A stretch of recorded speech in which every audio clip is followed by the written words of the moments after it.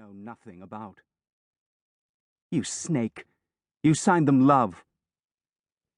He saw, first with relief, almost hilarity, then horror, and finally sadness, that nothing in his life was certain now, except that his marriage was ending. He put it down to solitude. He did not want to say loneliness. He owned a men's clothing store, and business had been, you said, slow, not bad, for years. The store was failing. The history of the store was the history of his family in Medford, their insertion in the town, their wish to belong. Ellis's grandfather, an Italian immigrant, had been apprenticed to a tailor on his arrival in New York. His first paying job was with the man's cousin, also a tailor, in rural Williamstown, Massachusetts, where he arrived on the train knowing no English. He helped to make suits for the wealthy college students there. Though he was no older than they were, he knelt beside them, unspooling the tape against their bodies, and shyly spoke their measurements in Italian. 3 years of this, and then a job as a cutter in a tailor shop in Boston's North End. On his marriage, striking out on his own, he borrowed money from his widowed mother-in-law, who was to live with them until she died, and rented space in Medford Square, opening his own tailor shop. The move to Medford involved another move, more tidying. He became a new man, changing his name from Francesco Falcone to Frank Hock. He had asked a tailor in the North End to translate Falcone, and the man had said Hawk in the local way, and the scarcely literate man had written it in tailor's chalk on a remnant of cloth, spelling it as he heard it. This was announced on a sign: Hock's Tailors. Frank became known as a master tailor, with bolts of fine quality woolen cloth and linen and silk and Egyptian cotton stacked on his shelves. He smoked cigars as he sewed, and, still only in his 30s, employed 2 assistants as cutters and for basting. His wife, Angelina, bore him 3 sons.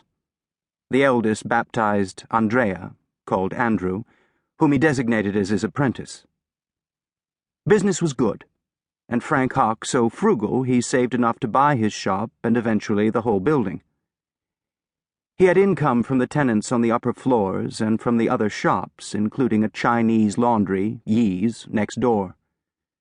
Joe Yi pressed the finished suits and gave him a red box of dried lychees every Christmas. When Andrew Hock returned from the Second World War, Medford Square began to modernize. Old Frank turned the business over to Andrew, who had worked alongside his father. But Andrew had no interest in the fussy drudgery of tailoring. Plagued with arthritis in his hands, the old man retired.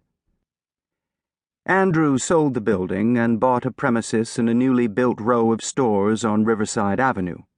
The Mystic River ran just behind it, and started Hock's Menswear, as an improvement on Frank's tailor shop on Salem Street.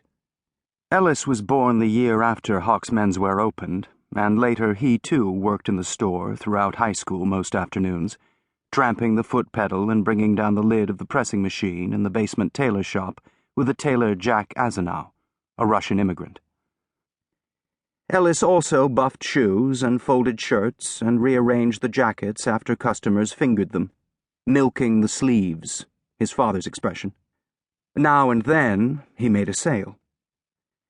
Christmases were busy and festive with the frantic pleasure of people looking for presents, spending more money than usual, asking for the item to be gift-wrapped, another of Ellis's jobs. The activity of the store at this season, and Easter and Father's Day, the vitality of it, the obvious profit, almost convinced him that he might make a career of the business.